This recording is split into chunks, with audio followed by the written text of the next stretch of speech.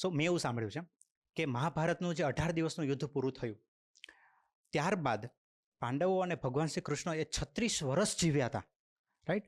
તો મહાભારતનું યુદ્ધ પૂરું થયું પછી ક્યાં હતા અને પછી શું થયું? તો મને ગમ્યું તમે આ પ્રશ્નથી શરૂ કર્યો, કેમ કે ઘણીવાર લોકોને લાગે કે કેમ કે ટીવીમાં યુદ્ધ પછી મહાભારત સમાપ્ત થઈ ગયું તો એના પછી કાંઈ થયું નથી.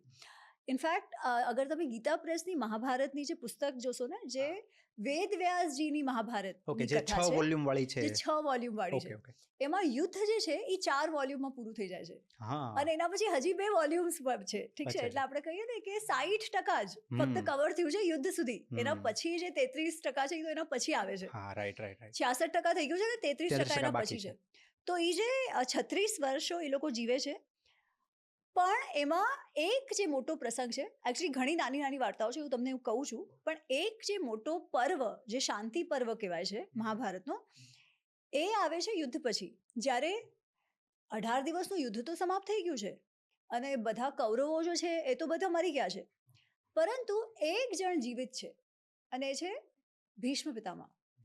કેમ કે જ્યારે અર્જુને એમને માર્યા હતા ત્યારે એ મરી નહોતા ગયા, એમને તો સ્વચ્છંદ મરણમ નો વરદાન હતો, ઈચ્છા મૃત્યુનું વરદાન હતું. ઈચ્છા મૃત્યુનું વરદાન હતું. તો એ ઓલી બાણોની શૈયા પર તો હતા, પરંતુ જીવિત હતા. અને એ શા માટે જીવિત રહ્યા હતા? કેમ કે નહીં તો આટલું 18 દિવસનો યુદ્ધ થઈ ગયો અને અત્યંત શારીરિક પીડામાં હતા, તે છતાં એ જીવતા રહ્યા. એનું કારણ શું? કે આપણામાં એવું કહેવાય છે, એવી માન્યતા છે, અને ભગવદ્ ગીતામાં એ કહે છે કે ઉત્તરાયણ અને દક્ષિણાયન એવી રીતે હોય, અને કયા સમયે તમારું મૃત્યુ થાય એ પણ નક્કી કરે કે તમારી આગળની ગતિ શું થશે. તો એવું માનાય છે, એવી માન્યતા છે કે અગર ઉત્તરાયણમાં તમે દેહ ત્યાગ કરો, એ તો હવે આપણા હાથમાં નથી હોતું, તો ભીષ્મ જેવા કોઈ જ હોય છે સ્વયં નિર્ણય કરી શકે કે હું આ ટાઈમે દેહ ત્યાગ કરીશ, રાઈટ? કે અગર એ ટાઈમે દેહ ત્યાગ થાય ઉત્તરાયણના સમયે, ઉત્તરાયણ એટલે અહીંયા આપણે તો ગુજરાતમાં તો જાણીએ છીએ મકર સંક્રાંતિ પછી, હે ને, જ્યારે સૂર્ય જે છે એ મકર રાશિમાં જાય, પ્રવેશ કરે, તો એ ટાઈમનો જે સમય છે, તો એની પ્રતીક્ષા કરી રહ્યા હતા કે હું ઉત્તરાયણ પછી જ મારું ઉત્તરાયણ શરૂ થયા પછી જ હું દેહ ત્યાગ કરીશ. તો એટલા માટે એ જીવિત છે. તો મારા ખ્યાલથી 50 દિવસથી પણ વધારે એ જીવિત રહ્યા છે યુદ્ધ પછી. યુદ્ધ પછી 50 દિવસ ઓછામાં ઓછા, એનાથી વધારે એ જીવિત રહ્યા છે, ઠીક છે? તો 50 થી 90 એટલા લોકો કે એટલા દિવસ એ જીવ્યા હતા એના વચ્ચે. તો એ ટાઈમે શું થાય છે કે યુધિષ્ઠિર તો જીતી ગયા છે, પાંડવો જીતી ગયા છે, રાઈટ? અને યુધિષ્ઠિરે રાજા બનવાનું છે. પરંતુ તમે વિચાર કરો એ યુદ્ધ કેવું હતું કે જે તમારા દુશ્મન જે છે, શત્રુ જે છે, એ આમ તો એમના ભાઈઓ જ હતા, હે ને?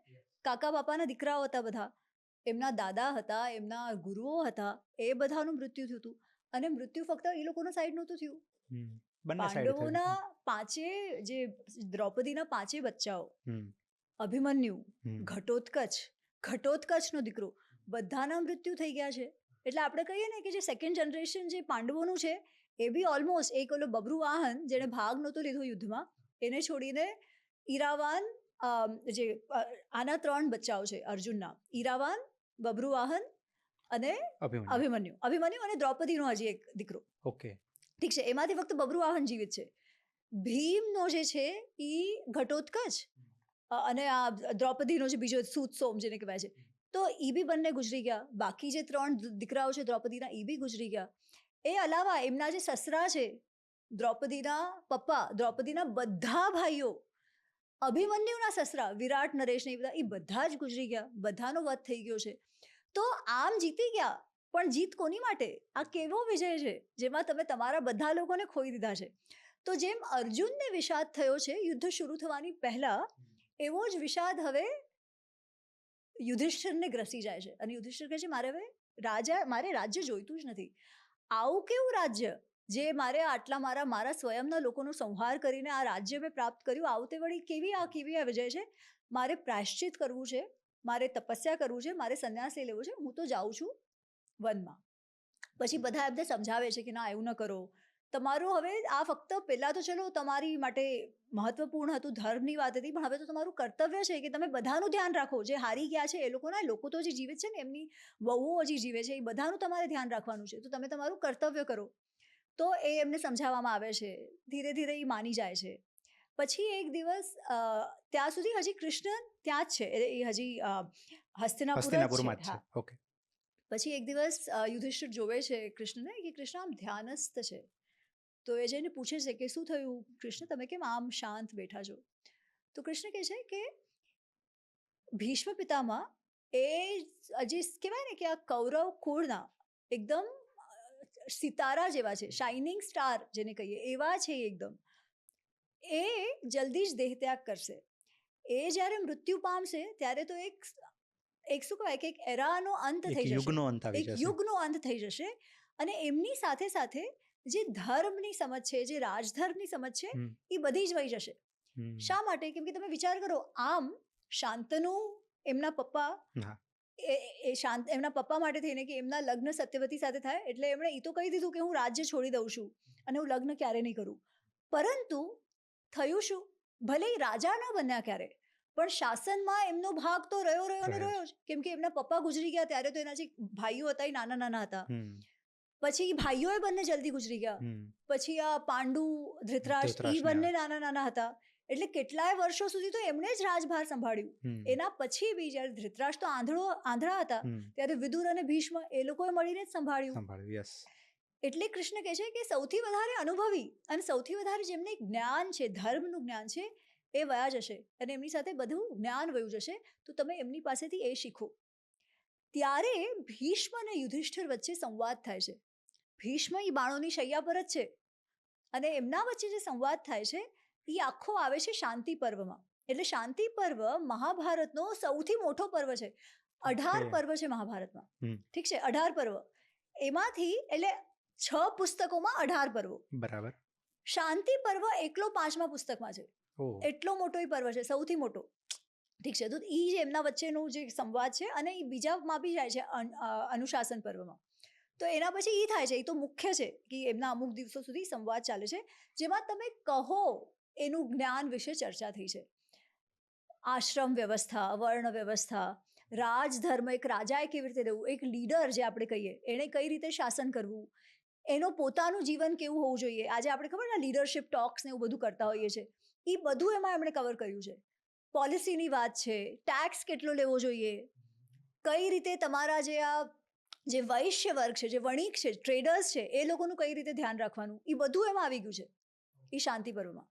તો એ તો પછી થઈ જાય છે. પછી ભીષ્મ પિતામહ છે એ તો દેહ ત્યાગ થઈ જાય, કરી દે છે એમનું. યુધિષ્ઠિર રાજા બને છે. પછી એ ટાઈમે હજી બી ઘણું બધું ચાલે છે. એના 15 વર્ષ પછી, એટલે યુધિષ્ઠિરના રાજા બન્યાના 15 વર્ષ પછી ધૃતરાષ્ટ્ર, ગાંધારી, વિદુર અને કુંતીમાં એ લોકો વનવાસમાં પછી જાય છે. ઓકે, એ યુદ્ધના 15 વર્ષ પછી જાય છે. એક્ઝેક્ટલી. ત્યાં સુધી આ બધા પાંડવો જ એમનું ધ્યાન રાખે છે. એ લોકો જાય છે, થોડાક વર્ષો પછી એમનું દેહાંત થઈ જાય છે. ઠીક છે. એના પછી જે મોટો પ્રસંગ જે છે એ છે દ્વારકામાં યદુકુળનો વિનાશ. એ 36 વર્ષ પછી થાય છે. અને એમાં પણ તમને ધ્યાન હશે કે ગાંધારીમાં જે છે એમણે કૃષ્ણને શ્રાપ આપ્યો. એ શ્રાપ આમ જોવા જઈએ તો બરાબર નહોતો, કેમ કે કૃષ્ણનો હાથ નહોતો આ યુદ્ધમાં. પણ કૃષ્ણ એને ના નથી પાડતા. કૃષ્ણ કહે છે, જ્યારે ગાંધારીમાં એમને કહે છે કે હે કૃષ્ણ, તું ચાહત તો તું આ યુદ્ધ રોકી શકત, પણ તે આ યુદ્ધ થવા દીધું. તે એક ભાઈને બીજા ભાઈને મારવા દીધો, એટલે હવે તારા કુળનો પણ આવી રીતે જ વિનાશ થશે. ત્યારે કૃષ્ણ હસે છે. એ કહે છે, માં તમે મારી પર આનું જે કહો છો કે મારા લીધે થયું, એ બરાબર નથી. જ્યારે તમે લોકોએ દુર્યોધનને રોકવો જોઈતો હતો ત્યારે તમે ન રોક્યા. હવે તમે મને શા માટે દોષી માનો છો?